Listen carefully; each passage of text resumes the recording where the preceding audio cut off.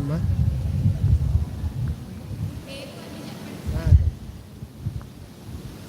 అమ్మా నా పేరు కె శ్రీనివాసులు. వినిపిస్తుంది? కె శ్రీనివాసులు. ముందుగా బ్రహ్మర్షి పత్రిజీ గారికి పాదపద్మలకి విని రావట్లే. ముందుగా బ్రహ్మర్షి పత్రిజీ గారికి పాదపద్మములకి నమస్కారం చేసుకుంటూ, అలాగే మంజులమ్మ గారికి, మన గురువైన అమ్మగారికి నమస్కారం చేస్తూ, అలాగే మన మోహన్ రెడ్డి సార్కి నమస్కారం చేసుకుంటూ ఈనాటి కార్యక్రమాన్ని మొదలు పెడుతున్నాను. ఇప్పుడు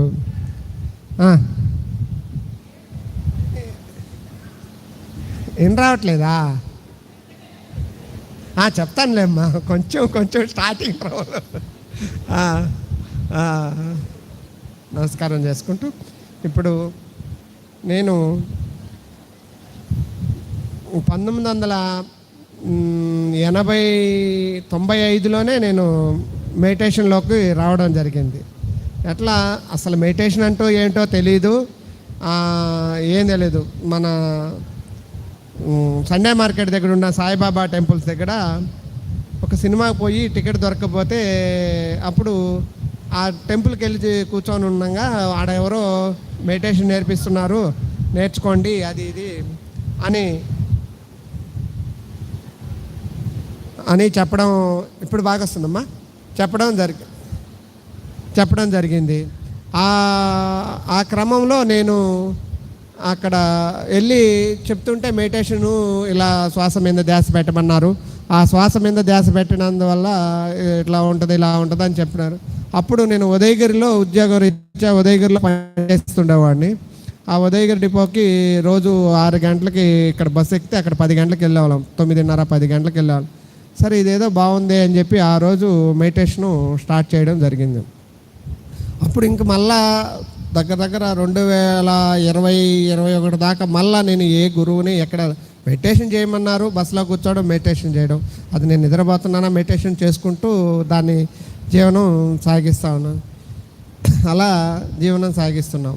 కానీ ఈ మెడిటేషన్ అనేది నాకు జర్నీ అంత దూరం దగ్గర రోజు 100 కిలోమీటర్లు 200 కిలోమీటర్లు జర్నీ చేసినా నాకు పెద్దగా అలసట అనేది కనిపించలే.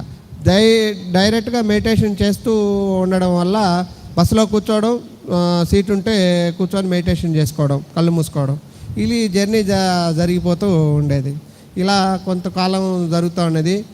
జరిగే క్రమంలో ఈ బ్రీతింగ్ ఎక్సర్సైజులు, ఈ యోగా టైపు మంతిని సత్యనారాయణ రాజు గారు వచ్చినప్పుడు ఒక 15 ఎక్సర్సైజులు నేర్చుకున్నా.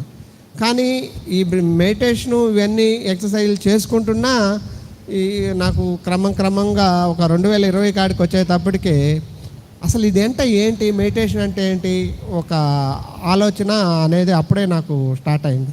అంతకుముందు అయితే ఇవన్నీ ఏమి లేవు. ఈ ఆలోచన విధానం స్టార్ట్ అవుతుండగానే అప్పుడు గురువులని ఎతకడం మొదలుపెట్టా. ఎలా ఎవరు చెప్తారు, ఈ గురువు ఎవరు, ఆ గురువు ఎవరు అని అందరినీ అడుగుతూ ఉండగా, సరే మా మామకాయ నుండి నీకు డిపో పక్కనేరా ఒక పిరమిడ్ ఉంది, అక్కడికి వెళ్తే నీకు అక్కడ చాలామంది గురువులు సంబంధం ఏర్పడుతుంది, వాళ్ళల్లో నీకు తగ్గ వాళ్ళు ఎవరో ఒకరు సెట్ అవుతారు అని చెప్పడం జరిగింది.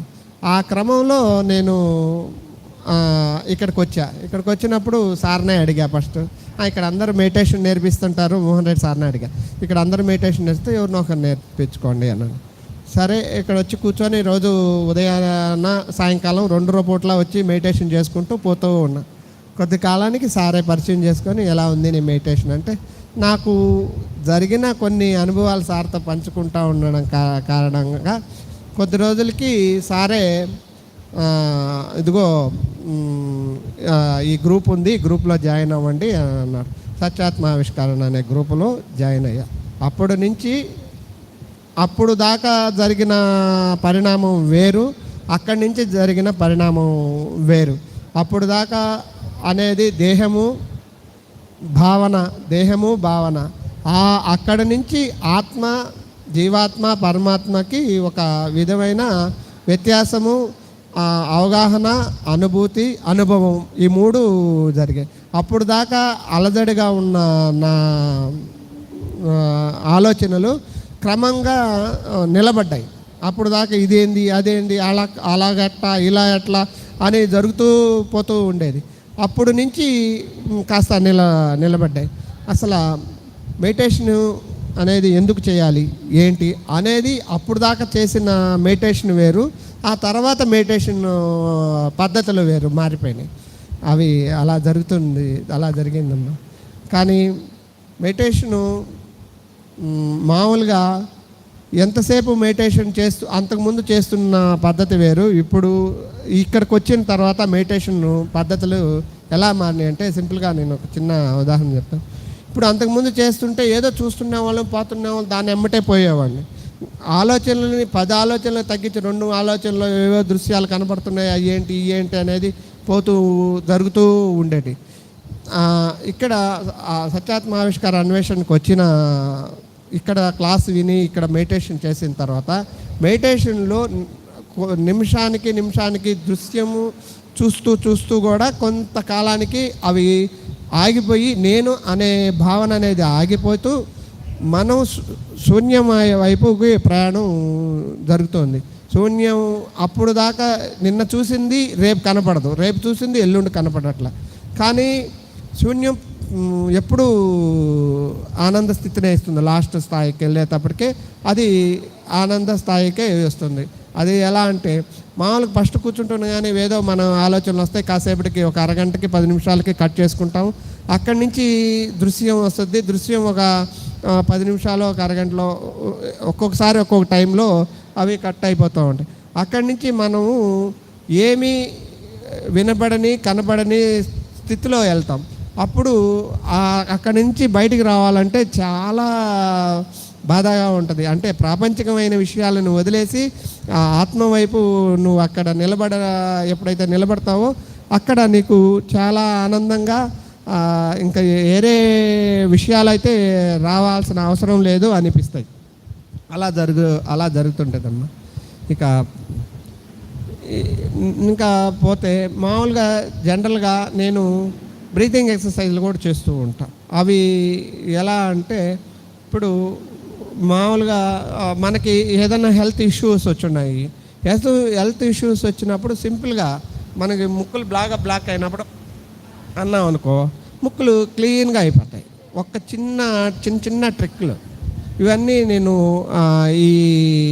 ఇక్కడికి వచ్చిన తర్వాత నాకు ఎవరు గురువు, అమ్మ సార్ తప్పితే పెద్దగా గురువులు ఎవరు నాకు తటస్థపడింది లేదు, నేను వెళ్ళింది లేదు. ఇన్నర్గానే ఇదిగో ఇలా చేస్తే ఇలా వస్తుంది, ఇలా చేస్తే ఇలా వస్తుంది, ఇలా చేయడం వల్ల ఈ బ్రీతింగ్ ఎక్సర్సైజ్కి, ఈ ప్రాబ్లమ్స్కి ఇది నీకు సెట్ అవుతుంది అని ఇన్నర్లోనే నాకు ప్రశ్న జవాబులు అంట్లు వచ్చినట్టే. కానీ నేను ఏంటంటే నాకు ఎక్కడికి పోయేదానికి కూడా ఉద్యోగం చేసుకోవాలా, నా 9 to 6 మధ్యలో నైట్ డ్యూటీలు కూడా ఉండవు. 9 to 6 ఉండాలంటే ఎప్పుడు జరిగినా ఈ కార్యక్రమాల్లో నేను రాలేకపోవడానికి అందుకే కార్యక్రమం.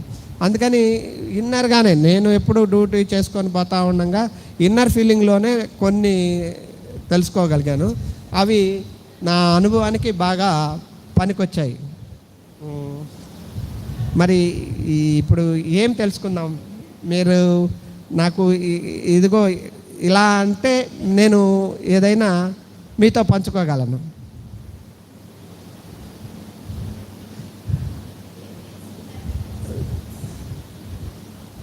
నేను అదే అమ్మా ఇలా తెలుసుకోగలిగా. ఇవి బ్రీతింగ్ ఎక్సర్సైజ్ కావాలన్నా ఇలా జ్ఞానం అమ్మ సబ్జెక్ట్లో ఇప్పుడు నేను అనే దాన్ని వదిలేసాము. నేను అనేది ఏం లేదు, సమస్తంలో నేనే ఉన్నాను, నేను సమస్తము అయి ఉన్నాను అని నేను తెలుసుకున్నాను. అవి విడివిడిగా చెప్పాలంటే నాకు అంత మాటలు రావు, కొంచెం తక్కువ మాటలు వస్తాయి. అప్పటికి ఇప్పటికి అదే చెప్పాను కదమ్మా, అప్పటికి ఇప్పటికి అప్పుడు నేను చేస్తున్నాను అనే ఆలోచన ఉండేది. ఇప్పుడు నేను ఏం చేయట్లేదు, చేసేదంతా నా లోపలే చేస్తుంది, లోపలే జరుగుతుంది ప్రతిదీ. మనం అంతకుముందు మెడిటేషన్ అంతా బయట బాహ్యంగా చూసి చేస్తున్నాం. తర్వాత కొద్ది రోజులకి ఏంటంటే నా విన్నర్గా చూడడం అలవాటు చేసుకున్నా. స్టెప్ బై స్టెప్, ఓహో ముందు ఇలా ఇలా చేస్తూ ఉన్నాను, ఇట్లా చేసినందువల్ల ఇదిగో ఇది వస్తుంది, ఇలా చేస్తున్నందువల్ల ఇలా జరుగుతుంది, మన శరీరంలో ఈ మార్పులు జరుగుతున్నాయి. మన ఎవరినే బయట చూడని అవసరం లేదు, నన్ను నేను చూసుకుంటే ఓహో నా మాట తీరు ఇలా మారిపోయింది, నా లోపల ఈ సాధన చేసినప్పుడు ఇలా ఉంది. ఒక్కోసారి మనకి డ్రైవింగ్లో కానీ దేంట్లోనైనా కొన్ని సందర్భాల్లో కొంచెం అని అనిపిస్తుంది. ఎమ్మటే మనం మళ్ళీ ఎరుకలోకి వచ్చి ఇది జనరల్ అనే భావన జరుగుతూ ఉంటుంది. ఇలా జరుగుతూ ఉంటుంది. ఇప్పుడు అమ్మ నాకు షట్చక్ర విన్యాసం నేర్పించింది. షట్చక్ర విన్యాసం నేర్పించినప్పుడు షట్చక్రంలో మనం ఎప్పుడైతే దృష్టి పెట్టి బాహ్యంగా దృష్టి పెట్టి చేస్తామో, బాహ్య దృష్టి చేస్తూ శబ్దం చేస్తూ ఉచ్చారణ చేస్తున్నంతసేపు, ఆ శబ్దాన్ని చేసినంతసేపు మన బాడీకి మన శరీరానికి చాలా ఉపయోగకరం. అదే శబ్దమును ఆపేసి ఇన్నర్గా మనం చేసినప్పుడు మానసికంగా ఉపయోగం. ఆ రెండు బాగా గమనించాను. శబ్దం చేస్తే బాడీకి ఉపయోగం, మన శరీరానికి ఉపయోగం. శబ్దంని ఆపి ఎప్పుడైతే నువ్వు చేస్తావో, ఆ శబ్దాన్ని ఆపి మన దృష్టిని ఇక్కడ కేంద్రీకరించి చేస్తామో, అప్పుడు మన శరీరంలో కాకుండా ఆత్మస్థితికి చాలా ఉపయోగకరం ఉంటుంది. మన లోపలుండే చక్రాలు స్తంభించేసి మన లోపల ఉన్న ఆలోచన విధాలన్నీ ఆగిపోయి పైన కూడా ఒక చక్రము, మన టపాసులు కాలిస్తే భూచక్రం ఎలా తిరుగుతుంటాయో అలా తిరుగుతూ ఉంటుంది. అప్పుడు మనం చాలాసార్లు భయపడేవాడిని. అసలు నేను ఎక్కడ ఉన్నాను అని కళ్ళు తెరిచి చూస్తే కనబడుతుంటాను, కళ్ళు మూస్తే కనబడను. అలా జరిగిన సందర్భాలు ఉంటాయి. అట్లాగే ఈ షట్చక్రాలు విన్యాసం చేసేటప్పుడు ప్రతి చక్రము కూడా మనకు వైబ్రేషన్ శబ్దం చేస్తూ దాన్ని గమనించాలి. గమనిస్తేనే దానికి బాగా వైబ్రేషన్ తెలుస్తుంది. హార్ట్ శ్రీం అనే శబ్దాన్ని ఎప్పుడు చూస్తామో దాన్ని అక్కడ చూస్తుండగానే నీకు అక్కడ ఏం జరుగుతుంది, ఎలా పంపింగ్ అవుతుంది, ఏంటి అనేది మనకి క్లీన్గా కంటికి కనిపించకపోయినా ఆ అనుభూతి చెందాలి. ఆ అనుభూతిని తీసుకోవాలి. తీసుకున్నప్పుడు మనం చాలా లేజీగా, ఆనందంగా, హ్యాపీగా ఉంటాం. అమ్మ దగ్గరికి వచ్చిన తర్వాత చాలా ఒకటి అనేది కాదు, ఈ గుణాలలో ఉండడం కానీ మనం ప్రతిసారి గుణాల్లోకి వస్తూ ఉంటాం, పోతూ ఉంటాం. ప్రతిసారి ఇప్పుడు ఒక క్రికెట్ ప్లేయర్ ఉన్నాడు, ఒక ఆట ఉంది. ఆట ఆడేటప్పుడు బౌలింగ్ చేసేటప్పుడు వాడు వికెట్ పడిపోవాలనే నా వ్యక్తిగతంగా నా బాల్కి వాడు పడిపోవాలనే నేను బాల్ వేస్తాను. అంటే నేను చేసే సాధనలో నేను గొప్పవాడిని కావాలనే సాధన ఉంటుంది. అదే నేను ఒక బ్యాటింగ్ చేస్తున్నాను, నేను రన్ చేయాలా, నా తోటివాడు రన్ చేయాలా. అదే నేను ఒక కెప్టెన్ అయ్యాను, కెప్టెన్ అయినప్పుడు నేను గెలవాలి, నా తోటి టీం అంతా కూడా గెలవాలనే ఆలోచన మనకి వస్తూ ఉంటుంది. అలా జరుగుతుంది. నాకు ఇంకా చాలా ఆనందంగా ఉంటుంది. ఇప్పుడు మామూలుగా బాగా హెడేక్ వచ్చింది. హెడేక్ వచ్చినప్పుడు కొన్ని ఎలా మామూలుగా తాటకము అంటారు, దాన్ని చూసినందువల్ల హెడేక్ పోతుంది. హెడేక్ ఎలా పోతుందంటే తాటకము అని అంటారు. తాటకం అంటే ఒక సన్న దీపం పెట్టుకొని దాన్ని ఏకాగ్రతతో చూడనందువల్ల ఒక అడుగు మన కన్ను బొమ్మలకి కరెక్ట్గా కళ్ళకి ఎదురుగా ఈ టైంలో పెట్టుకొని దాన్ని బాగా తీర్చడంగా ఉరిమి చూసినందువల్ల మన ఏకాగ్రత చాలా మెరుగుపడుతుంది. దాన్ని కూడా నేను సాధన చేసేవాడిని. మన కళ్ళల్లో నుంచి ముక్కులో నుంచి బాగా ఏంటి ఫ్లమ్ అంతా కారిపోతుంటుంది. ఆ కారడం వల్ల నీకు ఇదంతా కూడా చాలా హ్యాపీనెస్ వస్తుంది, హ్యాపీగా అనిపిస్తుంది. మనం ఈ మెడిటేషన్ చేసే ముందు ఇవన్నీ కూడా సాధన చేశా. కనుమం ఈ తాటకం చేశా, ముక్కులో టీ బేస్ క్లీన్ చేశా, జలదోతి చేశా. ఇవన్నీ 1 by 1 అన్నీ చేశాను. కానీ అమ్మ దగ్గరికి వచ్చిన తర్వాత ఇవన్నీ ఎప్పుడన్నా అవసరమైనప్పుడు కొంచెం అనీజీగా ఉంది అని అనిపించినప్పుడు మాత్రమే వాటిల్ని కాస్త కదిలిస్తున్నాను తప్పితే ఎప్పుడు అదే అవసరం లేదు అని అనిపించింది. అంటే ఎప్పుడన్నా ఆరోగ్యరీత్యా మనం భౌతికంగా ఆధ్యాత్మికంగా రెండిట్లో ప్రయాణం చేస్తున్నాం కాబట్టి మనకి భౌతిక విషయాలు కూడా కొంత అవసరం అనిపించి అలాంటి ఎప్పుడన్నా అవసరానికి అవి చూస్తున్నాం. లేదంటే మానసికంగా సైలెంట్గా కూర్చొని దాన్ని ఎప్పుడు మనం ఏ పని చేస్తున్నా ఎప్పుడు దాని మీద దృష్టి ఉంచితే దాని వైపు మనం ప్రయాణం జరుగుతూ ఉంటుంది. అది ఎలా ఏంటి అనేది నాకన్నా మీ అందరికీ బాగా తెలుసు అనుకుంటా. ఇక్కడ ఆదిశంకర్ అదే నేను అలా చేస్తూ ప్రయాణించాను. ఈ మామూలుగా చాలా వరకు ఈ ఆధ్యాత్మిక విషయంలో ప్రాపంచికాన్ని ఆధ్యాత్మికాన్ని నాకు విన్నర్లో చాలా కథలు రైటింగ్ లాగా కొన్ని ఉన్నాయి, అవి మీతో పంచుకుంటాను. ఇప్పుడు ఒక చిన్న గురువుగారి దగ్గరికి ఒక శిష్యుడు వచ్చాడు. గురువుగారు, నన్ను అందరూ తిడుతూ ఉన్నారు, పొగిడేవాళ్ళు చాలా తక్కువైపోయారు, అందరూ చాలా బాధిస్తున్నారు అని చెప్పాడు. సరే నాయన, నిన్ను ఒక 2 సంచులు ఇచ్చి, నాన్న నిన్ను బాధించినప్పుడల్లా ఒక రాయి వేసుకో, నిన్ను తిట్టినప్పుడల్లా నిన్ను బాధించినప్పుడు ఒక రాయి ఎత్తి సంచిలో వేసుకో, ఇదిగో నిన్ను పొగిడినప్పుడల్లా, నీకు ఆనందమైనప్పుడల్లా నీకు ఇష్టమైన దాన్ని కొని ఈ సంచిలో పెట్టుకో అని చెప్పాడు. సరే మళ్ళా కొద్ది రోజులకు వచ్చాడు. ఆనందమైన విషయాలు దానికి ఆ గురువు ఏం చెప్పాడంటే, నీకు ఏదైనా ఆనందమైన దాన్ని 10 రెట్లు ఇస్తా, బాధ అయిన దాన్ని 90% తీసేస్తాను, బాధలని నేను 90% తగ్గిస్తాను, నువ్వు తీసుకెళ్ళు నాయన అని అన్నాడు. సరే ఆయన ఏమన్నాడు, ఈయన 2 సంచులు ఎత్తుకోపోయి మళ్ళా వచ్చాడు. వచ్చేటప్పటికి నాకు 10 కిలోలు 10 ఆనందాలు ఉన్నాయి, 10 కిలోలు స్వీట్లు తెచ్చుకున్నాను అని చెప్పాడు.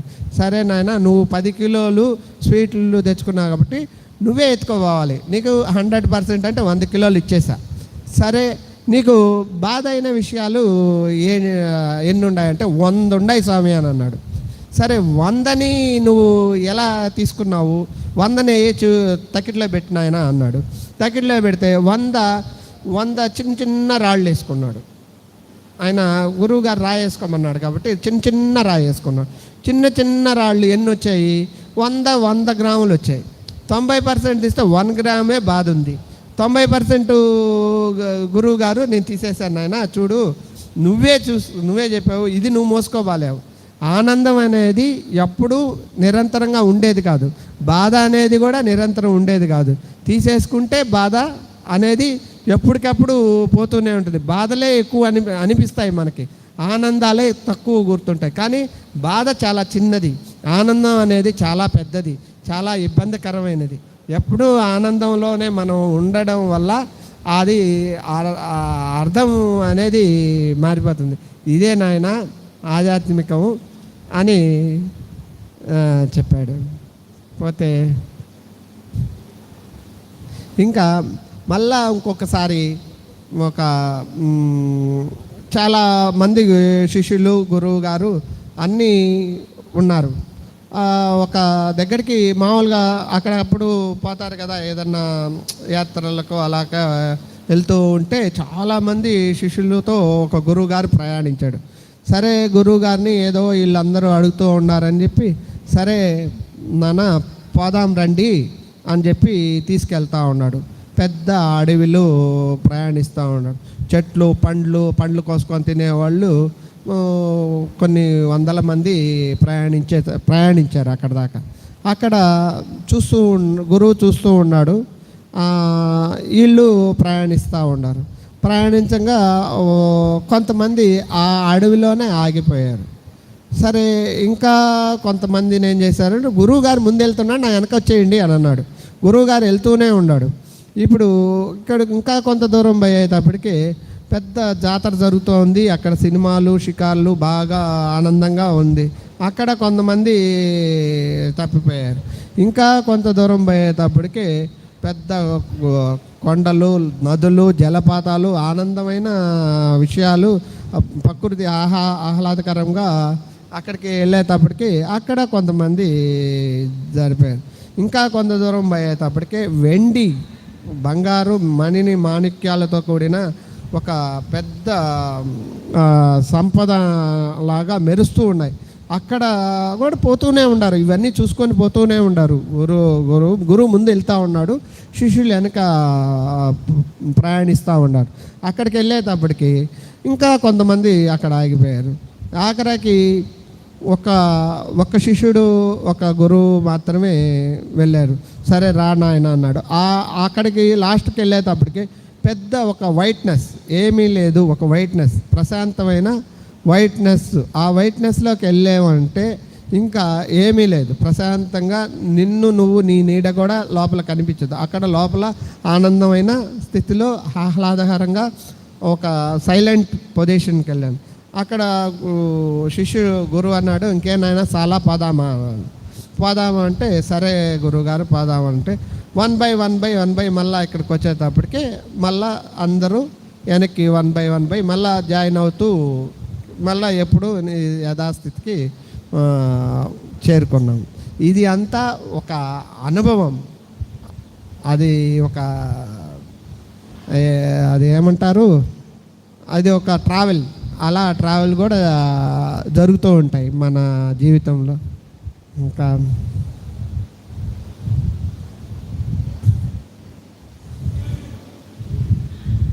చెప్పండి. అట్లా జరుగుతూ ఉంటుంది. ఇంకా మనము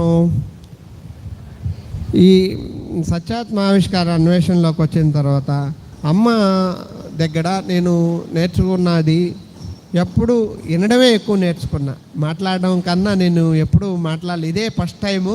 ఎక్కడ కూడా ఏదో ఒకటి అరా డ్రామాలు వేసాను కానీ అది బట్టి వేయడం తప్పితే ఇంకా ఏం మైక్ పట్టుకొని నేను యూనియన్ ఆర్గనైజేషన్లో కూడా ఎప్పుడు మాట్లాడాల. ఇదే ఫస్ట్ టైం మైక్ పట్టుకొని ఇంతసేపు మాట్లాడడం లేదు. ఎప్పుడన్నా మాట్లాడితే 2 నిమిషాల కన్నా ఎక్కువ మాట్లాడిందిలే, 1 నిమిషం కన్నా ఎక్కువ మాట్లాడిందిలే. నాకు కొంచెం మైక్ పట్టుకొని మాట్లాడాలంటే కొంచెం కష్టంగా ఉంటుంది. మామూలుగా మాట్లాడేది ఎక్కువగా మాట్లాడేవాడిని. ఈ సాధనలో వచ్చిన తర్వాత ఒకటి కాదు ఎన్నో అనుభూతులు జరుగుతూ ఉన్నాయి. నిరంతరము ఇప్పుడు జరుగుతూ ఉంటుంది. మనము ఎప్పుడు కూడా సాధన చేసేటప్పుడు నాకు ఏంటి అనేది గాన మనం పెట్టుకొని గాన చేస్తే నీకు అనేది ఏమీ ఉండదు. నీకు ఏమీ లేదు. నువ్వు సైలెంట్గా వచ్చి ఎప్పుడైతే కూర్చుంటావో నీకు అపారమైన జ్ఞానాన్ని అందిస్తుంటుంది. ఇప్పుడు నాకు ఇదిగో నిన్న అది చేసాము, ఈరోజు కూడా చూడాలి అని మనం ఎప్పుడైతే సాధన చేస్తామో ఎప్పుడు మనకి అది రాదు. చాలా కష్టం పడాలి. అది మనం సమస్తానికి అందరికీ ఉపయోగపడాలి, ఈ అందరంలో మనం ఉండాలి అని ఎప్పుడైతే నువ్వు దృష్టి పెట్టి కూర్చున్నా, లేకపోతే ఆలోచించి ప్రశ్నించినా అవి నీకు ఎమ్మటే దానికి సొల్యూషను ఏర్పడుతూ ఉంటుంది. వ్యక్తిగతమైన అభిప్రాయాలకి చాలా దూరంగా ఉండాలని నేను అది వ్యక్తిగతంగా ఉంటే ఈ శరీరంతోనే పని చేసుకోవాలి. ఆధ్యాత్మికమైన విషయాలతో సంబంధం లేదు దానికి. ఆధ్యాత్మికంలో వ్యక్తిగతాన్ని జోడించకూడదు. జోడించితే అది అసలు ఉపయోగపడడం. శరీరంతో నీకు డబ్బు సంపాదించుకోవాలంటే ఇంకో పని చేయడము, లేకపోతే ఈ శరీరంతోనే మనం ప్రయాణం చేసి చూసుకోవాలి. హెల్త్ ఇష్యూను కూడా ఎప్పుడు కూడా మనం హెల్త్ విషయాన్ని ఎప్పుడైతే మనం హెల్త్ని బాగలేదు అన్న ఆలోచన ఎప్పుడైతే ఉంటుందో అది ఇంకా బాధిస్తూనే ఉంటుంది. బాగలేని దాన్ని మనం ఎప్పుడు బాగుంది అని ఎప్పుడైతే మనం భావన చేస్తామో, మాత్ర అయితే వేసుకోవాలి, వేసుకోకపోకుండా కూడా చేసుకోవచ్చు, కానీ తక్కువ వేసుకొని ఎక్కువగా మనం మైండ్ని దీని మీద పెట్టుకున్నందువల్ల చాలా ఉపయోగం ఉంది. ఎప్పుడు మనకి ఏ విషయానికి కూడా ఎక్కడ కూడా బాధ అనేది అనిపించదు. ఎక్కువగా కూడా ట్యాబ్లెట్స్ కూడా వాడని అవసరం లేదు. ప్రతి విషయానికి కూడా ఒక సొల్యూషన్ ఉంది. ఎక్కడ కాళ్ళ నొప్పులు వచ్చినాయి, కాసేపు వజ్రాసనంలో కానీ కూర్చోగలిగితే కాళ్ళ నొప్పులు ఉండవు. అదే తలనొప్పి వచ్చింది, తాటకం చేసుకోవచ్చు. అదే ఒళ్ళంతా పెయిన్గా ఉంది, బాగా చల్లనీటిలో స్నానం చేసేసి వచ్చి కాసేపు వజ్రాసనంలో కానీ కూర్చుంటే 99% తగ్గిపోద్ది. లేదు తలనొప్పిగా ఉంది, ఇలా ఇలా ఇలా ఇలా మామూలుగా తల కొన్ని కన్ను బొమ్మల కాడి నుంచి ముక్కు కాడి నుంచి ఇవన్నీ ఒక విధమైన ప్రెజర్ చేసామంటే 99% ఇదంతా తగ్గిపోద్ది. మనమే ఒకరు చేయని అవసరం లేదు.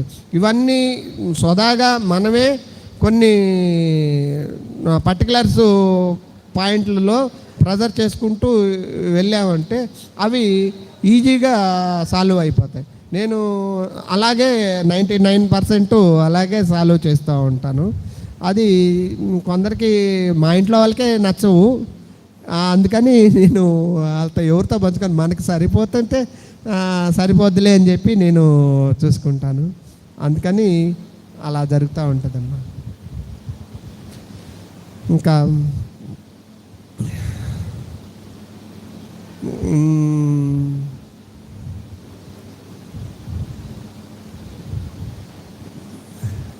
ఏమి విషయం చెప్పమంటే ఏదో వస్తుంది, కానీ నాకు అది పనిగా వెతుక్కొని చెప్పడం అనేది నాకు కొంచెం కష్టము. మీరు ఏదన్నా చెప్తే చెప్పగలనమ్మా.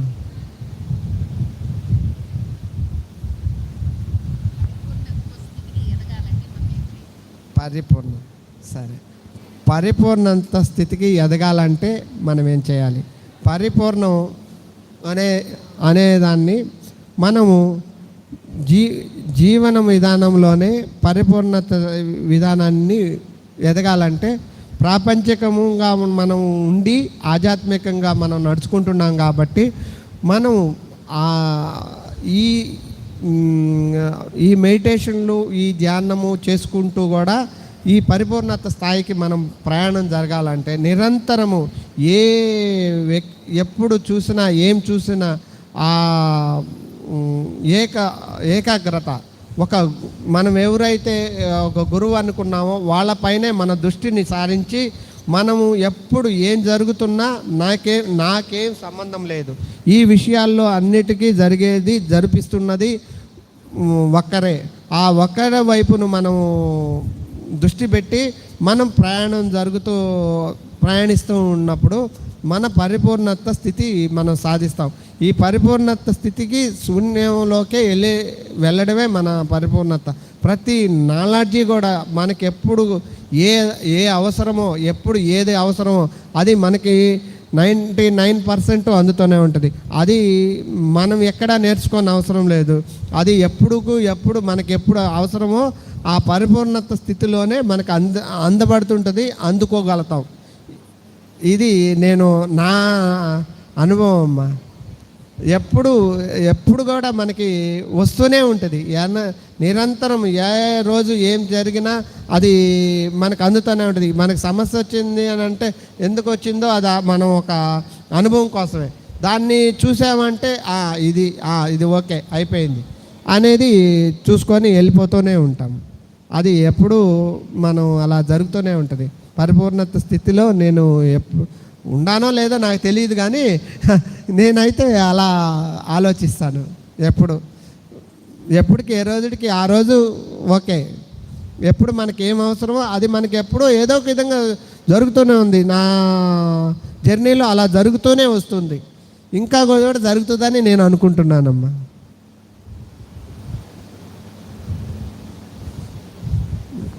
ఎవరన్నా చెప్తారా? చెప్పానా?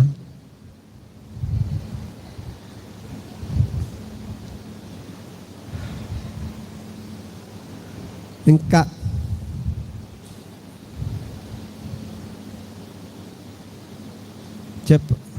చెప్పానా?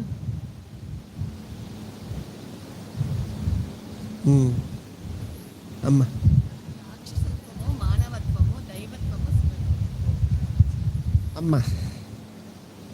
అమ్మ రాక్షసత్వము, మానవత్వము, దైవత్వము, శివత్వము.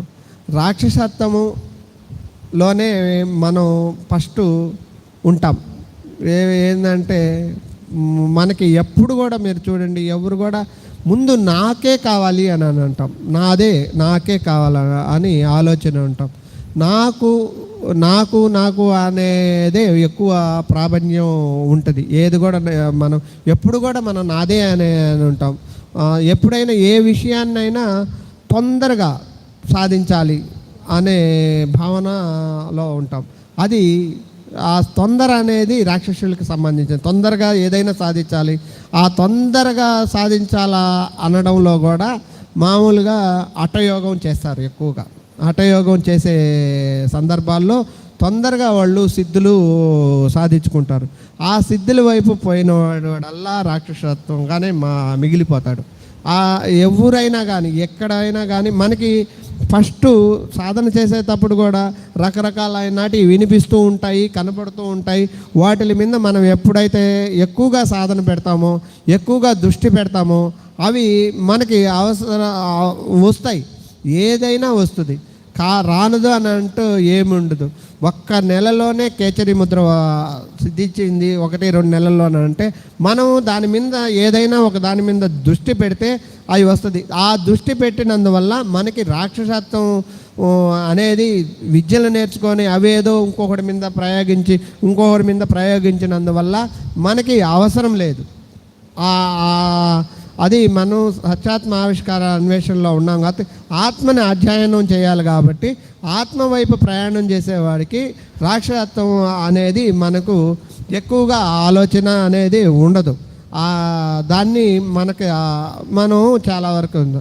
మానవత్వం అనేది ఎక్కువ మనం భవిష్యత్తులో చూస్తూనే ఉంటాం. మనం ఆటోమేటిక్గా ఎవరికన్నా ఏమన్నా ఇబ్బందులు వచ్చినప్పుడు ఆటోమేటిక్గా రియాక్ట్ అవుతూ ఉంటాం. మనం ఇంటి పక్కన కానీ ఎక్కడైనా ఉద్యోగం చేసే దగ్గర కానీ ఎక్కడైనా కానీ ఒకరు బాధపడతా ఉంటే ఎమ్మటే మనం వాడికి ఉచిత సలహాలన్నా ఇస్తాం.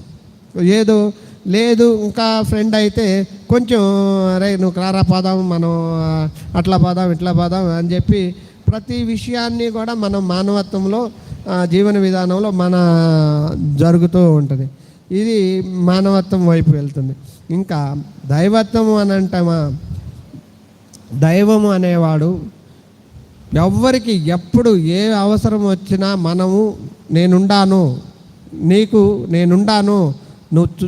నేను చూసుకుంటాను, నువ్వేం భయపడబాక, అది ఎంతవరకు అయినా నేను నీ ఎమ్మటున్నాను, నిన్ను నేను వెంటాడుతుంటాను, ఎప్పుడు నువ్వు భయపడబాక, నీకు ఏదైనా ఉన్నా ఏ టైంలో అయినా నువ్వు నాకు ఫోన్ చేసుకోవచ్చు, నీ విషయాన్ని ఈ విషయాన్ని నేను సాల్వ్ చేస్తాను అని ఒక భరోసా ఇచ్చి ఆ విషయాన్ని ఆ వ్యక్తి ఎవరైతే ఉన్నారో, వ్యక్తిగా అయితే వ్యక్తి, ఆధ్యాత్మికం అయితే ఆధ్యాత్మికం, మానసికంగా అయితే మానసికంగా దాన్ని మనం సాధించి చూసి ఇది అయిపోయింది అన్నదాకా మనం వాళ్ళెమ్మట నడవడమే దైవత్వం. శివత్వము అంటే శివత్వము అనేది ప్రశాంతంగా ఏ స్పందన వచ్చినా ఏ ప్రేరణ వచ్చినా ప్రశాంతంగా ఆలోచిస్తూ చూస్తూ ఆనందంగా ఇదిలా నేర్చుకుంటారులే, వాడు నేర్చుకోవాలి, నేను కాదు నేర్చుకునేది, వాడు నేర్చుకోవాలి, వాడు నేర్చుకున్న తర్వాత నేను చూస్తుంటాను. నేను నేర్పిస్తే ఆయనకేం నేర్చుకుంటాడు, నేను చెప్తే అనేది మనం లేకుండా హాయిగా చూస్తూ నిదానంగా. మరీ ఏదన్నా ఇబ్బంది పడుతున్నప్పుడు ఇది అట్లా కాదురా నాయనా ఇలా చేసుకోవాలా అని మర్మగర్భంగా మన గురువు మనకి ఎలా అందిస్తుంటాడో ఆ అందించిన దాన్ని మనం పట్టుకొని సాధన చేసినప్పుడు శివత్వ స్థాయికి ప్రయాణిస్తామని నేను అనుకుంటాను.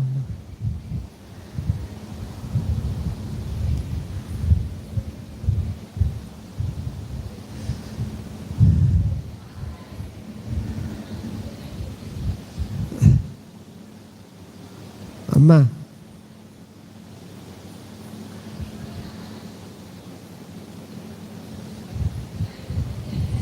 ఇంకా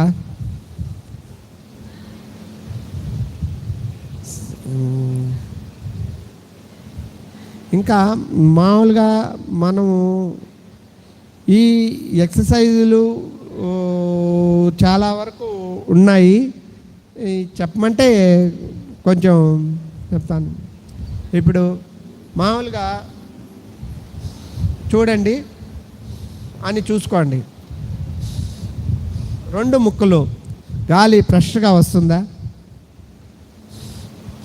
చూసుకుంటే 2 ముక్కుల్లో 2 ఫ్రెష్గా రావు. ఒకటి తగ్గుద్ది, ఒకటి పెరుగుద్ది.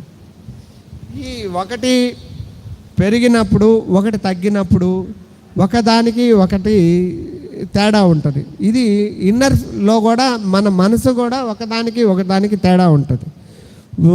రైట్ ముక్కు బాగా బ్లాక్ అయిందంటే వేడి తగ్గుతుంది. లెఫ్ట్ ముక్కు బ్లాక్ అయిందంటే కూలు తగ్గుతుంది. అంటే సూర్యనాడి చంద్రనాడి ఎలా అది దానికి మనం ఎప్పుడైతే ఏ ముక్కులో గాలి బ్లాక్ అయ్యి కొంచెం తగ్గిందంటే మన బాడీలో కానీ మన ఆలోచన విధానంలో కానీ కొంచెం అన్బ్యాలెన్స్డ్ అవుతాయి. ఇప్పుడు ఇలా అన్నాము. ఇప్పుడు ఈ అన్బ్యాలెన్స్ అవుతుంది అన్నప్పుడు నీకు బాగా దాన్ని ఎరుకతో అబ్జర్వ్ చేస్తే తెలుసుకోగలం మనం. ఈ అన్బ్యాలెన్స్డ్గా ఉంది అనుకున్నప్పుడు మనం సింపుల్గా ఇలా కొంచెం ఎముక దగ్గర ఇలా పట్టుకొని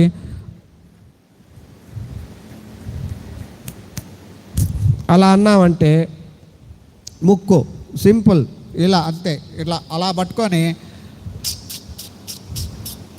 అని 2 సెకండ్లు మాత్రమే గాలి బాగా లోపలికి తీసుకొని వదిలేస్తున్నట్టు గాలిని రానివ్వకూడదు, లోపలనే ఉంచుకోవాలి. అది ఒక్కరో అలా చేసినందువల్ల చూడండి మీకే 2 ఈక్వల్ అయిపోతాయి. 2 ఈక్వల్గా ఉన్నంతసేపు మనం 2 ఈక్వల్గా నడుస్తున్నంతసేపు మన బాడీ కూడా 2 ఈక్వల్గానే పోతూ ఉంటుంది. అక్కడ మామూలుగా శక్తి చైతన్యం ఎలా ఈక్వల్ అవుతూ ఉంటుందో అలానే ఈక్వల్గా మనం కూడా ప్రయాణం జరుగుతూ ఉంటుంది. ఇది ఎంతసేపు మనకి ఈక్వల్గా ఉంటుందో మనం బాడీ మన ప్రాపంచికమైన విషయాల్లో కానీ ఆధ్యాత్మిక విషయాల్లో కూడా ఈక్వల్గానే ఉంటాం. ఎప్పుడైతే మనం ఈ శ్వాస అనే దాన్ని ఒక్కరవ్వ ఇబ్బంది అవుతుందో, ఈ శ్వాస ఎప్పుడైతే ఇబ్బంది అయినప్పుడే మన బాడీ కానీ ఆధ్యాత్మిక విషయాల్లో కూడా సమంగా 2 ఒకే విధంగా మనం ఎప్పుడైతే బ్యాలెన్స్ చేస్తూ ఉంటామో ఈ ఆధ్యాత్మిక విషయాల్లో కూడా ప్రాపంచిక విషయాల్లో కూడా రెండిట్లో కూడా బ్యాలెన్స్ అవుతూనే ఉంటాం. ఈ శ్వాసని ఎప్పుడు మనం అన్బ్యాలెన్స్ అవుతుందో మన ఇంట్లో మన బాడీలో కూడా ఆలోచన విధానాలు కూడా అన్బ్యాలెన్స్డ్ అవుతాయి. వెరుకు కోల్పోతాం. ఏది ఎక్కువైనా కోల్పోతాం. ఒకటి ఎక్కువైనా కాదు, ఏది రైట్ ముక్కు ఎక్కువైనా లెఫ్ట్ ముక్కు ఎక్కువైనా సూర్యనాడి ఎక్కువైనా బ్యాలెన్స్ కోల్పోతాం, చంద్రనాడి ఎక్కువైనా బ్యాలెన్స్ కోల్పోతూ ఉంటాం. అది బాగా నేను గమనించా. ఎప్పుడు మన ఆలోచనలు ఒకే విధంగా ఏకీకృతంలో ఉండాలి అని అంటే మన 2 బ్యాలెన్స్డ్ ఒకటిగానే ఉండాలి అనేదాన్ని నేను బాగా అధ్యయనం చేసి సాధన చేశాను. దానివల్ల నాకు చాలా ఉపయోగాలు కనిపించాయి. అందుకే కావాలా గురువు గారు శ్వాస మీద ధ్యాస పెట్టండి, శ్వాసే నేను మమ్మల్ని తీసుకెళ్తుంది అని చెప్పాడు అని నాకు అప్పుడు కానీ తెలియలే. ఫస్ట్లో మనకి శ్వాస మీద ధ్యాస ఏదో శ్వాస తీసుకుంటున్నాం వదులుతున్నాం అనే ఆలోచనే తప్పితే ఇంకేరే ఆలోచన లేదు. దీన్ని మనం ఎప్పుడైతే తీసుకెళ్తామో శ్వాస ఎక్కడి దాకా వెళ్తుంది, ఏం జరుగుతుందా అనే దాని మీద కూడా దృష్టి పెట్టుకోవచ్చు. ఆ దృష్టి పెట్టినప్పుడు మనకి ఒక విధమైన అనుభూతులు జరుగుతూ ఉంటాయి. అది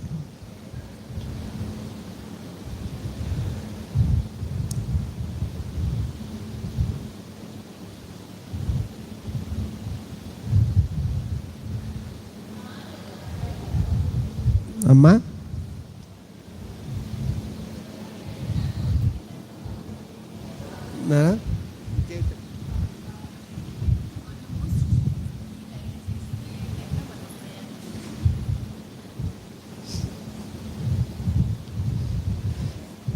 సృష్టి స్థితి లయలు. సృష్టి మనం ప్రతి నిత్యము సృష్టి జరుగుతూనే ఉంటుంది. ప్రతి రోజు మన ఆలోచన విధానంలోనే సృష్టి జరుగుతూ ఉంటుంది. మన మాట జరిగే మనలో ఎన్నో జీవకణాలు రోజు మనం మాట్లాడేటప్పుడు పోతూ ఉంటాయి, వెళ్ళిపోతూ ఉంటాయి, చనిపోతుంటాయి. మళ్ళా సృష్టి జరుగుతూ ఉంటుంది, మళ్ళీ లోపల జనరేట్ అవుతూనే ఉంటాయి. ఈ జనరేట్ అవుతూనే ఉంటాయి. ఈ జనరేషన్ని మనం ఆధ్యాత్మికంగా చూసుకుంటే సృష్టి అనేది మనం ప్రతి నిత్యం జరుగుతూనే ఉంది. మన ఏమైతే ఆలోచన జరుగుతుంటుందో ఆ ఆలోచనకు అనుగుణంగా ఎక్కడో ఒక దగ్గర ఒక సృష్టి జరుగుతూనే ఉంటుంది. ఇప్పుడు మనం ఎలా ఎన్నో కావాలనుకున్నాం. ఏంటి కావాలనుకున్నాం? ఫస్టు గుర్రాలలో మామూలుగా నడిచిపోయేవాళ్ళు. సరే నడిచిపోయేది ఎందుకు రాబ్బా అనుకున్నారు. అది ఒక వెహికల్ వచ్చింది. ఆ వెహికల్ ఇప్పుడు నేను మోటార్ ఫీల్డ్లో ఉన్నాను కాబట్టి మా వెహికల్ గురించే చెప్తాను. ఇప్పుడు మాకు ఎల్సీ ఇంజన్లు ఉండేవి. ఎల్సీ ఇంజన్లు చాలా ఇబ్బందికరంగా ఉండేది, సౌండ్లు ఎక్కువ రిపేర్లు వస్తూ ఉండేది. ఆ తర్వాత ఇనో ఇంజన్గా మారింది. అది దాన్ని రకరకాలుగా సృష్టి మా ఆలోచనలే దీనికన్నా ఇంప్రూవ్మెంట్. ఈ జగత్తంతా కూడా ఇంప్రూవ్మెంట్లోనే వెళ్తూనే ఉంది. లయం అనేది ఆటోమేటిక్గా మనం చెప్పినా చేయకపోయినా లయం జరిగి మనం స్థితికి 1 by 1 వెళ్ళిపోతూనే ఉన్నాం. ఎక్కడ వెళ్తున్నామో అక్కడికి వెళ్తున్నాం. దానికి ఒక చిన్న ఉదాహరణ చెప్తాను. ఇప్పుడు మనం ఎన్నో వర్షపు నీరు పైనుంచి జారుతూనే ఉంటుంది.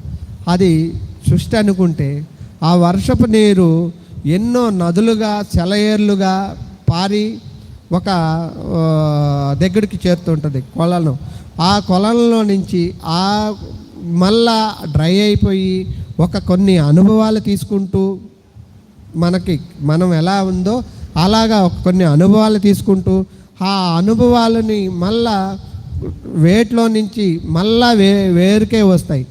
చెరులో నీళ్ళు మళ్ళా కాలువలకే వస్తాయి. కాలువల్లోకి వచ్చి అవి మళ్ళా డ్రై అయ్యి పొలాల్లో పంటలు పండిస్తూ మళ్ళా డ్రై అయ్యి మళ్ళా వర్షపు చుక్కలుగా మారుతాయి. ఇవన్నీ అనేక మట్టి, అనేక ఆకులు, అనేక మన చెట్లు వేర్లు అనేక దగ్గర ఈ వర్షపు నీరు ప్రవహిస్తుంటుంది. అనేక అనుభవాలని మనం ఎలా అనేక చూస్తుంటామో ఈ ఒక్క వర్షపు నీరే అనేక దగ్గరలు తిరుగుతాయి. కొండల్లో నుంచి, హిమాలయాల్లో నుంచి ఆఖరాకి సముద్రం వైపు ప్రయాణిస్తుంది. సముద్రంలోనే ఏమన్నా ఉంటుందా? అది ఉండదు. మళ్ళా పైకి ఆవిరి రూపంలో వెళ్తుంటుంది. ఈ ప్రయాణము, ఈ సృష్టి స్థితి లయమైపోతుంది. ఎక్కడ? సముద్రంలో లయమవుతుంది. సముద్రంలో లయమైంది మళ్ళా పైకి లేస్తూ అక్కడ నుంచి తెచ్చిందంతా అక్కడ వదిలేస్తుంది. ఏమవుతుంది, మళ్ళా ప్యూరిటీ మాత్రం పైకి వెళ్తుంది. ఆ కొండల మీద నుంచి, నదుల్లో నుంచి తెచ్చిన లవణాలు కానీ, ఖనిజాలు కానీ, ఈ అన్నీ కూడా ఈ సముద్రంలోనే, గర్భంలోనే ఇక్కడే వదిలేస్తాయి. కానీ నువ్వు ప్యూరిట్గా ఎక్కడొచ్చావు, అక్కడికే ప్యూరిటీ వెళ్ళిపోయింది. ఈ ప్యూరిట్లోనే వర్షపు నీరు ప్యూరిట్గానే ఒక చినుకు బిందు స్థాయిలో మనం ఎలా అయితే ఉండి కిందకు వచ్చామో, అలాగే బిందు స్థాయిలో ఒక్కొక్క చినుకు నేను ఒక చినుకునైతే ఈ సమస్తంలో ఉండే అనేక చినుకులు ఒక ప్రవాహం అంత అని నేను అనుకుంటున్నాను.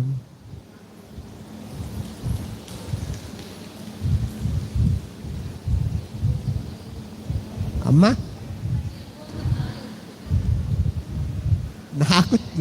నాకు మాట్లాడినా తెలియదమ్మా. అది ఇంకా ఏంటి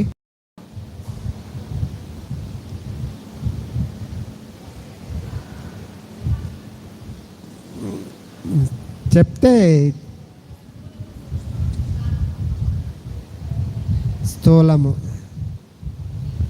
స్థూల శరీరము, సూక్ష్మ శరీరము, కారణ శరీరము, మహాకారణ శరీరము. స్థూల శరీరము అంటే నా శరీరము నిరంతరము ఎవరితో ఉంటుంది, నా ఫ్యామిలీ మెంబర్స్ నాతోనే ఉంటుంది.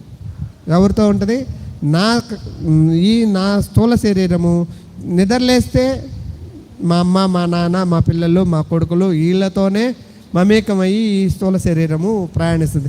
లేదు అనుకుంటే ఉద్యోగస్తులు, మా ఊరోళ్ళు, మా ఇంటోళ్ళు, మా పక్కింటోళ్ళు వీళ్ళతోనే మా స్థూల శరీరము ప్రయాణం సాగించాలనుకుంటుంది. లేదు మా ఊరు, లేకపోతే నా జిల్లా అనేది ఉంటుంది. లేదు నా జిల్లా కాదు, నా రాష్ట్రం, లేదు నా దేశము, నా దేశం కాదు, ఈ ప్రపంచం అంతా స్థూల శరీరముగా ఆలోచన ఉంటుంది. ఈ స్థూల శరీరం ఈ ప్రపంచంలో అంతా అమెరికా కావచ్చు, రష్యా కావచ్చు, ఇంకేదన్నా దేశాలు కావచ్చు, ఈ స్థూల శరీరం అంతా నాది అన్న, ఇదంతా ఈ భూమి మీద ఉండేదంతా నాది అనడం. సూక్ష్మ శరీరము నాది ఇక్కడ అనేది ఏమి ఉండదు. ఈ సూక్ష్మ శరీరము అనంతంలో ఎక్కడైనా ప్రయాణించుద్ది. ఏ స్టేట్కైనా, ఏ కోణాలకైనా వెళ్ళద్ది. మనం నిద్రపోయినప్పుడు ఎక్కడికి వెళ్తామో మనకే తెలియదు. అది అనేక అనుభవాలని మనకి స్వప్న రూపంలో కానీ అనేక అనుభవ రూపాలు తీసుకొస్తుంది. కానీ అది ఎక్కడుంది, ఈ భూమి మీద ఉందా, ఎక్కడుంది? సూక్ష్మ శరీరానికి అనంతమైన ఉంది కదా.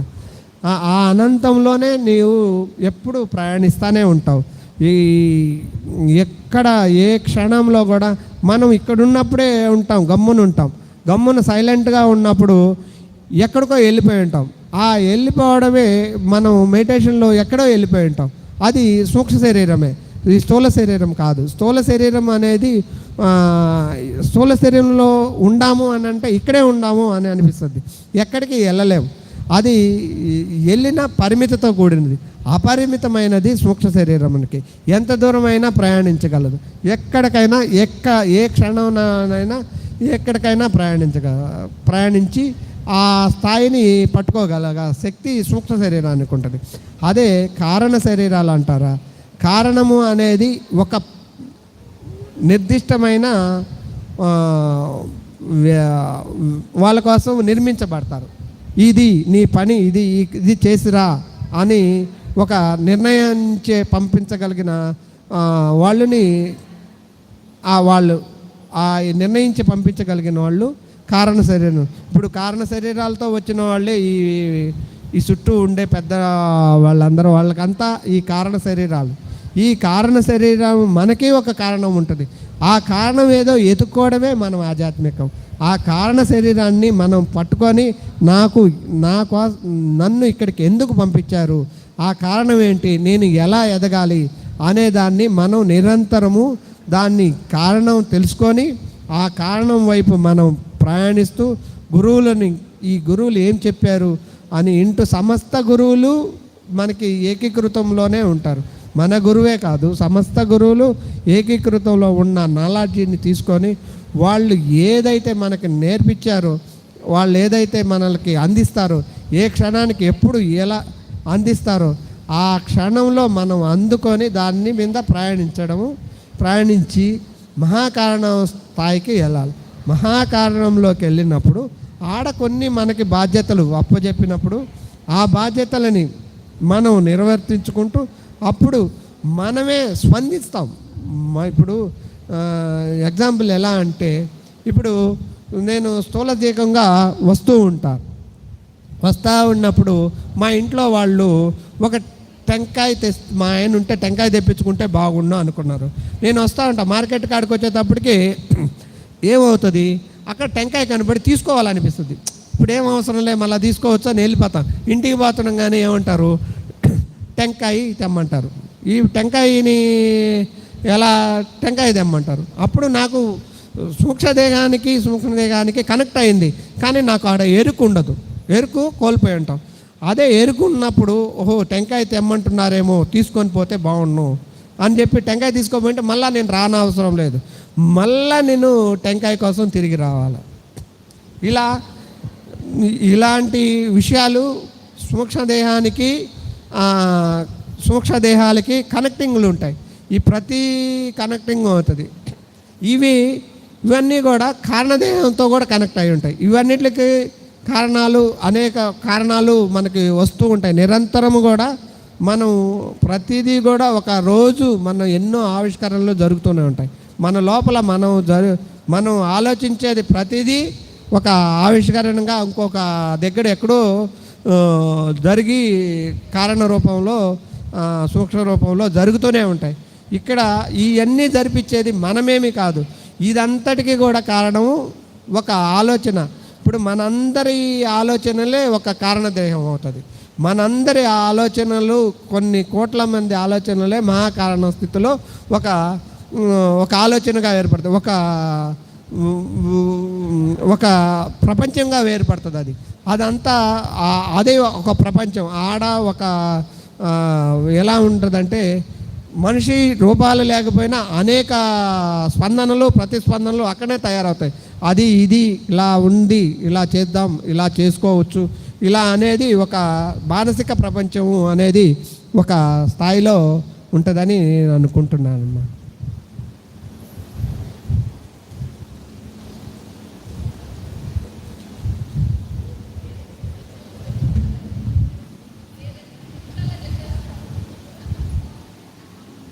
సరే,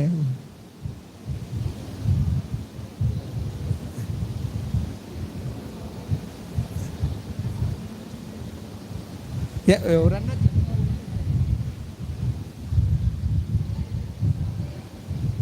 అమ్మ కునాల్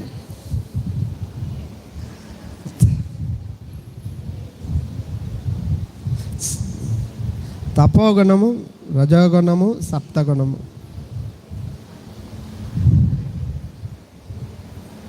ఇందాకే క్రికెట్ గురించి చెప్పా గుణాలు.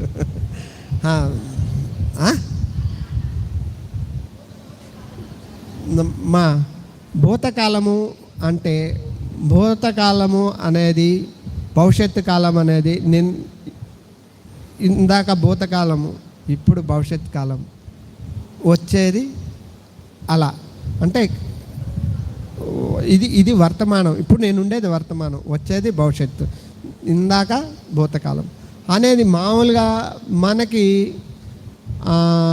ప్రాపంచికంగా అయితే భూత భవిష్యత్తు వర్తమానాలు అంటాయి. కానీ మనం సత్యాత్మ ఆవిష్కరణ అన్వేషణలో భూతకాలము, భవిష్యత్తు కాలము, వర్తమానము ఎప్పుడు ఏకీకృతంలోనే ఉంటుంది. ఎప్పుడు మనము నిరంతరము మనతో మనం ఉంటాం. అలా ఎట్లా మామూలుగా నిన్న ఒక వ్యవసాయం చేస్తున్నాను కాబట్టి ఒక వ్యవసాయం గురించి చెప్తాను. ఇప్పుడు మనము ఒక పంట వేస్తాం, ఏ పంట అయినా ఒక పెసలు అనుకుందాం, ఎక్కువగా పెసలు పంట వేస్తాం. ఒక గింజ ఉంటుంది, అది నిన్నటి గింజ, అది నాటినప్పుడు అది భవిష్యత్తులో వచ్చేటప్పటికే మోం వస్తుంది, వర్తమానంలోకి వచ్చేటప్పటికి మోం వస్తుంది. నిన్న ఏమో చేసాము, గింజేసాము, ఈరోజు వర్తమానంలోకి వచ్చేటప్పటికి అది మొలకెత్తింది. భవిష్యత్తులో అది చెట్టు అయిపోయింది, పెద్ద వృక్షం అయింది. మరి ఆ గింజ నిన్నటిది లేదా? ఉంది కదా, చెట్టులోనే ఉంది గింజ. భవిష్యత్తులో లేదా? అది గింజల రూపంలో, అనేక గింజల రూపంలో ఉంది కదా. భూత భవిష్యత్తు వర్తమానాలు మొత్తము ఒక గింజలోనే ఉంది. అది నిన్న ఉంది, ఈరోజు ఉంది, రేపు ఉంది. ఇదే మనం కూడా, మనం ఈరోజు ఉంటాము, రేపు ఉంటాము, ఎల్లుండి ఉంటాము. మనం కొన్ని సంవత్సరాల తర్వాత మనం చనిపోయినా మనం ఉంటాం, ఎక్కడైనా ఉంటాం, ఎలాగైనా ఉంటాం. అంటే అక్కడ లేవనేది, అక్కడ ఉన్నాం కానీ ఇంకొక దగ్గర ఉంటాం, కానీ ఎప్పుడు భవిష్యత్తులోనే ఉంటాం. ఎక్కడ నిరంతరము మన ప్రయాణము, ఎక్కడైనా ఉంటాం ఎక్కడికి. అది మన భయం అనేది అది మామూలుగా జనరల్గా మన అందరితో మమేకమై ఈ జగత్తులో చూసి భయపడుతున్నాం తప్పితే, మనం ఈ అమ్మ క్లాస్కి వచ్చిన తర్వాత భయం అనేది, నేను విపరీతమైన భయస్తుండే, కానీ చాలా వరకు భయం అనేది క్షణాల్లో పాంగొట్టుకోవచ్చు. ఎక్కడ ఎప్పుడు ఏ క్షణాన్నైనా మనం అలా ఉంటాం. ఇక్కడ అర్థమైందమ్మా ఇంకా చెప్పిన అలా అనంత జీవన పయనంలో ఎక్కడైనా ప్రతి నిత్యము ఇక్కడ ఉన్నాము, అక్కడ ఉన్నాం, అనంత జీవన పయనంలో ఉన్నాం. ఎప్పుడు ఇక్కడ లేము, ఇక్కడ లేమంటే ఇంకో దగ్గర ఉన్నాము అని అర్థం. ఇప్పుడు నేను ఇంటికాడ లేను, ఇక్కడ ఉన్నాను. ఇక్కడ లేనంటే ఇంటికాడ ఉంటాను, ఇంటికాడ లేనంటే ఇంకొక దగ్గర ఎక్కడో ఉన్నాను. ఎక్కడో నేను, నా శరీరం ఉంది, కానీ నా ఆత్మ అంతటా ఉంది. నేను అంతటా ఉన్నాను. నేను అంతటాలో ఉండి ప్రయాణించాలని మనం ఆలోచన విధానంతో మనం ఆధ్యాత్మిక ప్రయాణం జరుగుతూ ఉంది, చేస్తూ ఉన్నాం.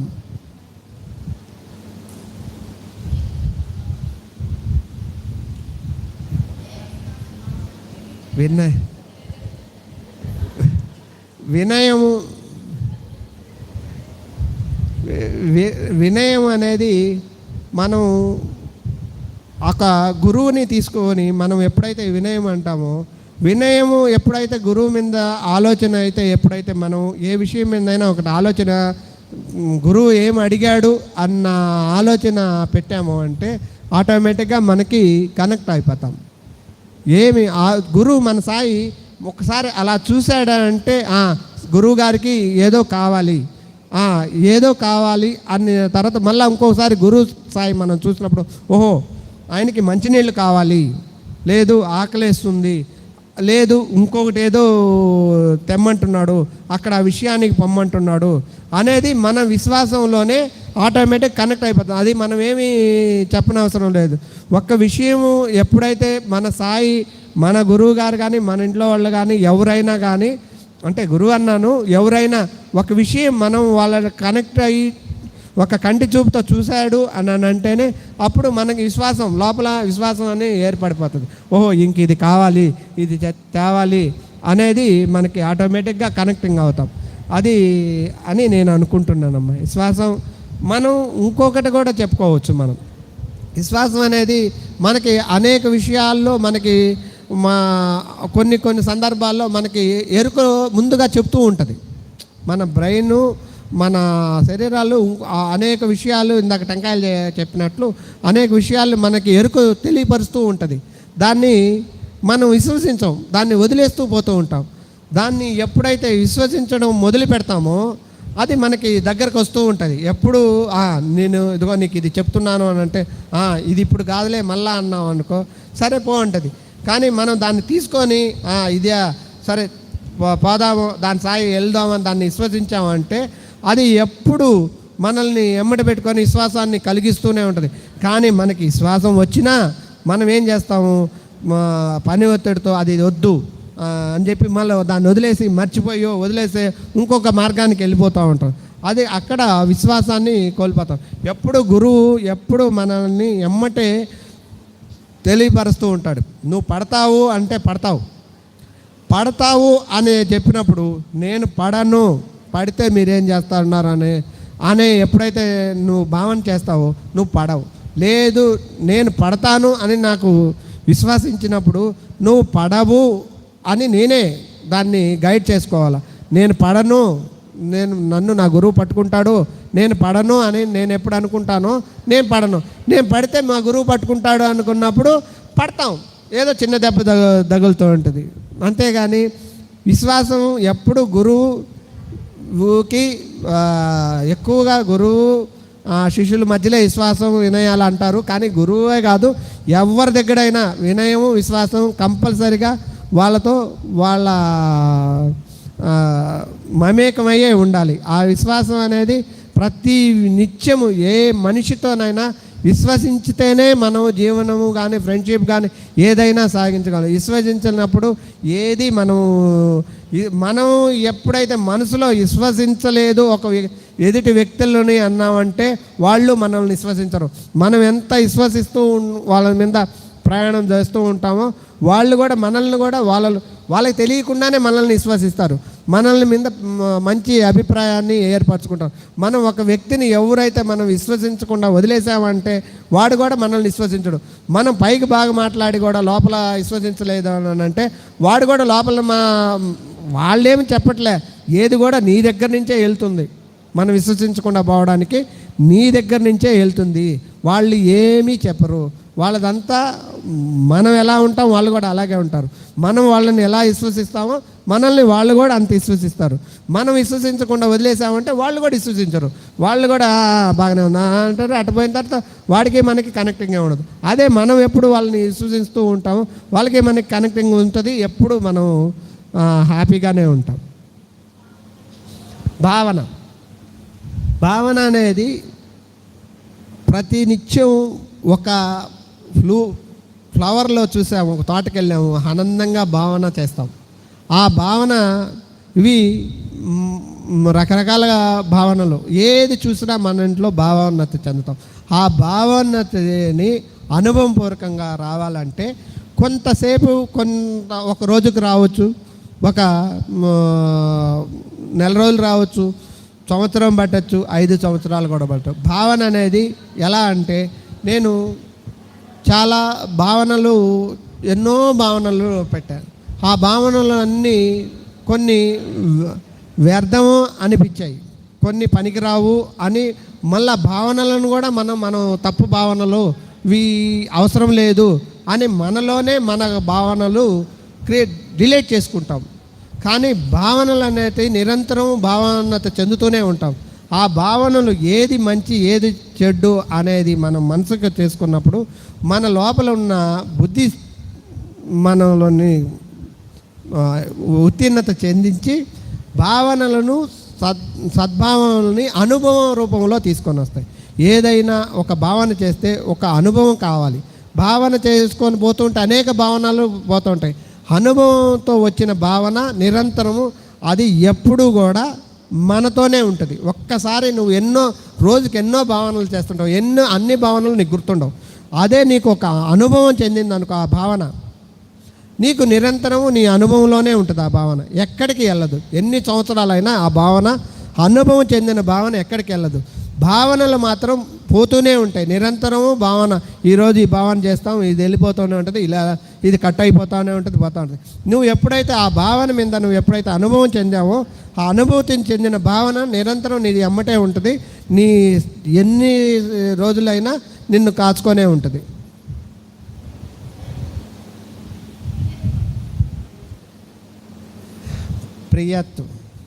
ప్రియము అనేది అదేమ్మా. ఇప్పుడు ఎన్ని అన్నా ప్రియత్వం అనేది ఎప్పుడు ప్రియంగానే ఉంటాం. పసిపిల్లలను చూస్తాము, ఎంత ప్రియంగా ఉంటాం.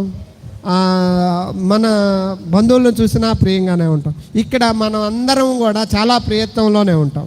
ఎప్పుడు కూడా మన బంధువులతో లేని ప్రియత్నము సాక్షాత్ మాధవిష్కారంలో ఉండే వాళ్ళల్లో ప్రియత్నము ఎక్కువగా నిరంతరం ప్రవహిస్తూనే ఉంటుంది.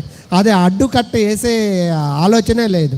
ఎప్పుడు దాన్ని ప్రియత్వం అనేది ఒకరితో ఉంది ఒకరితో లేదనేది అంతటా ప్రియత్నం ఆహ్లాదకరంగా ప్రవాహంలోనే ఉంటాం. ప్రియత్వం ప్రవాహంలో ప్రియత్వమైన విశ్వాసమైన అంతా ఒక అలాగే ఉంటాయి, అవన్నీ కలిసే ప్రయాణిస్తుంటాయి. అన్నీ మన అనేక జీవరాశులు మన బాడీలో ఎలా కలిసి ప్రయాణిస్తామో మనం ప్రియత్వంగా కూడా, నేను ఎంత ప్రియత్వంగా ప్రయాణం చేస్తూ ఉంటే నాలో ఉన్న కణాలు కూడా అంత ప్రియత్వంగానే పనిచేస్తాయి.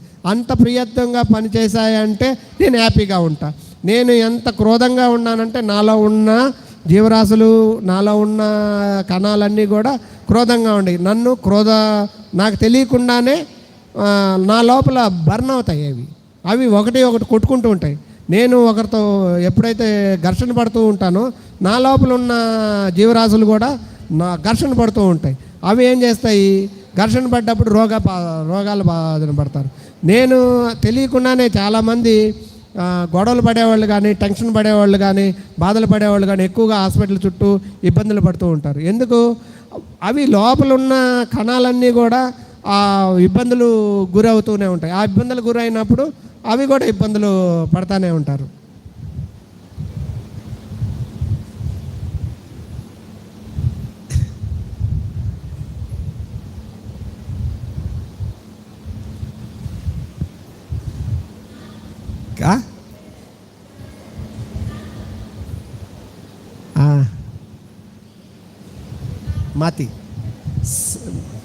మతి గితి స్థితి.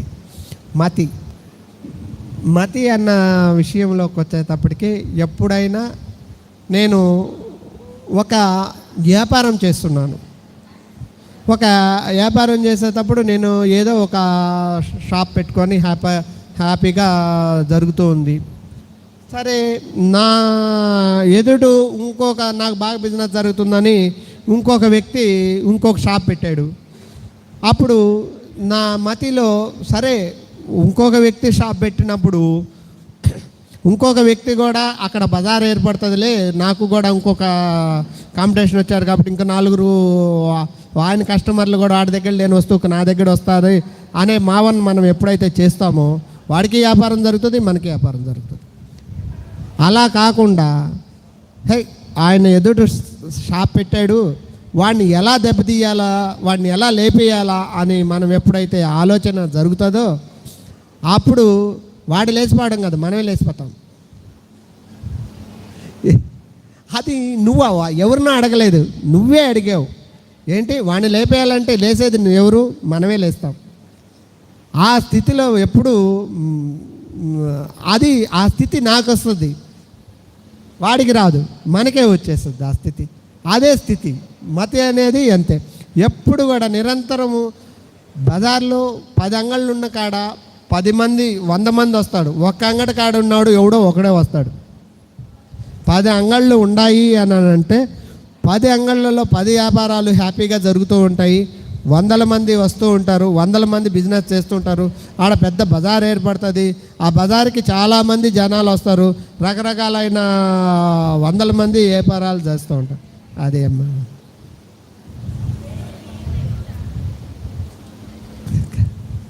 కాసేపు టైం 1:30 అయినట్టు మెడిటేషన్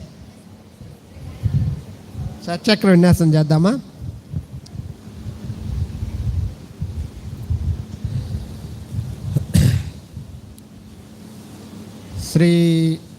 షట్చక్ర విన్యాసం చేసేటప్పుడు షట్చక్ర విన్యాసాన్ని నేను 2 రకాలుగా చేస్తాను. ఒకే శ్వాసలో ఒక రౌండ్ తిరుగుతుంది, లేదు ఒక్కొక్క శ్వాస తిరుగుతుంది. ఒకే శ్వాసలో ఒక రౌండ్ అయిపోతుంది, లేదు 2 శ్వాసల్లో మనము వస్తుంది. ఎలా అంటే నేను చేసి చూపిస్తాను. శ్రీ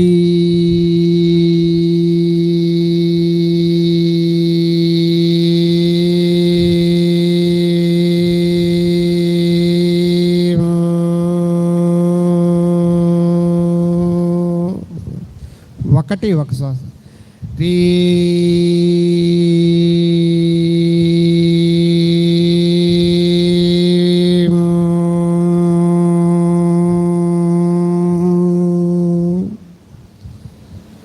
క్లే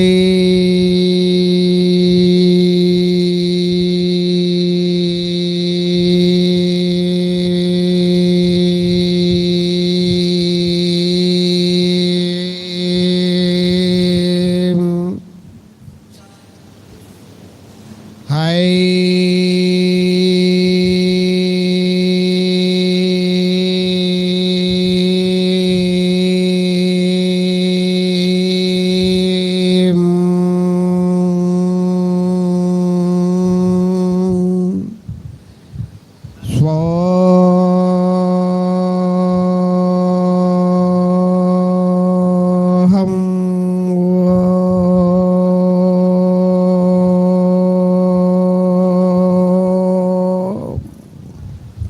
సోహం అనే కాడ నుంచి అమ్మని తీసుకొని అమ్మటే ఆ ఓంకి ఎత్తుకోవాలి. అక్కడ గ్యాప్ ఇవ్వకూడదు, గ్యాప్ ఓంకి వెళ్ళిపోవాలి. అక్కడ గ్యాప్ రాకుండా హోమ్కి వెళ్ళాలి. హోమ్కి వెళ్ళిన తర్వాత మళ్ళా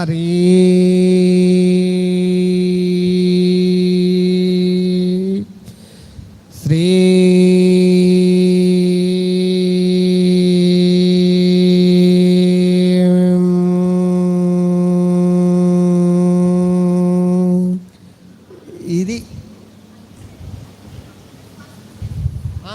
ఇది ఒక్కొక్కటి ఒక్కొక్క శ్వాస.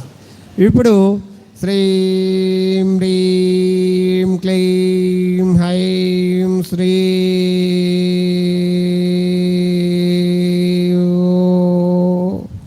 ఓం హ్రీం శ్రీం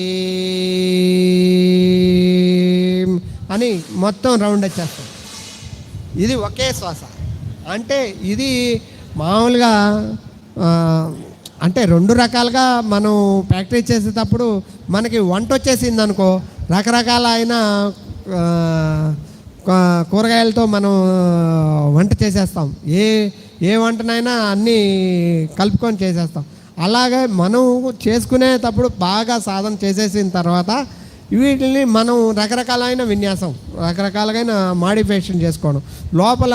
తర్వాత ఒకే శ్రీని మనం ఎన్నిసార్లు శ్రీ మీదే నేను ఆగిపోవడం, ఓంకారం మీదనే ఆగిపోవడం అనేది మనం ఏది ఎప్పుడు ఎలా చేసుకోవాలో దాంట్లో అక్కడ అలాగే చేసుకోవచ్చు.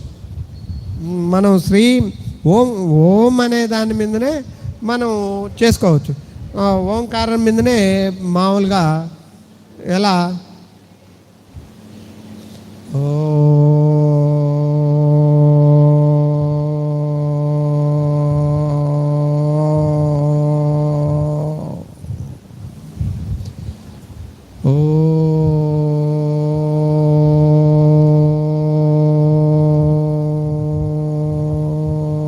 ఎన్ని రావట్లే,